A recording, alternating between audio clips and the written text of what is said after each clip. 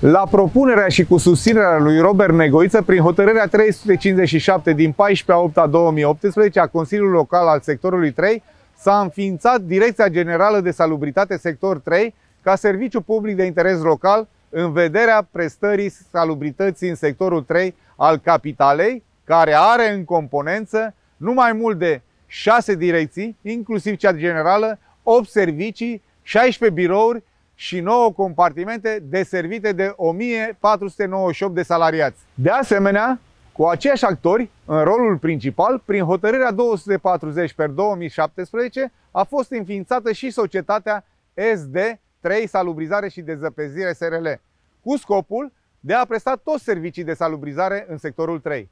Acest SRL are ca asociat unic Consiliul Local al Sectorului 3.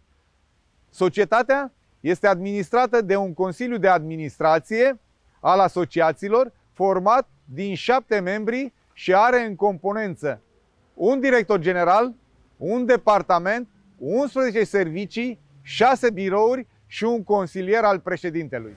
Și această societate nu numără mai puțin de 350 de angajați.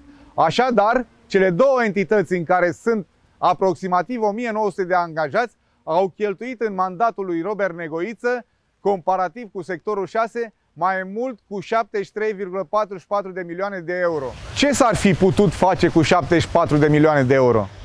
O comparație destul de interesantă este și aceea că organigrama primăriei sectorului 6 are 248 de posturi, pe când cea a primăriei sectorului 3 are 1303 persoane. Pentru salubritate, primăria sectorului 3 are angajate 1848 de posturi și 7 membri CA, pe când primăria sectorului 6 are doar un contract de prestări servicii. Cheltuielile efectuate de primăria sectorului 3 pe ultimii 4 ani ar ajunge primăriei sectorului 6, care a avut o medie de 83 de milioane de lei pe an, circa 10,8 ani. Această marotă cu taxa zero la gunoi manipulează mare parte a populației sectorului prin faptul că le induce ideea că nu plătesc taxă de gunoi. În realitate, cetățenii sectorului 3 plătesc pentru aceste servicii de aproape 11 ori mai mult față de sectorul 6, ca exemplu. Câte nu se puteau face cu banii cheltuiți nejustificat numai pe ultimii 4 ani, respectiv 567 de milioane de lei, 118,25 milioane de euro. Câte nevoie este de bani în domeniul protecției mediului, sănătății, învățământului, protecției persoanelor cu dizabilități.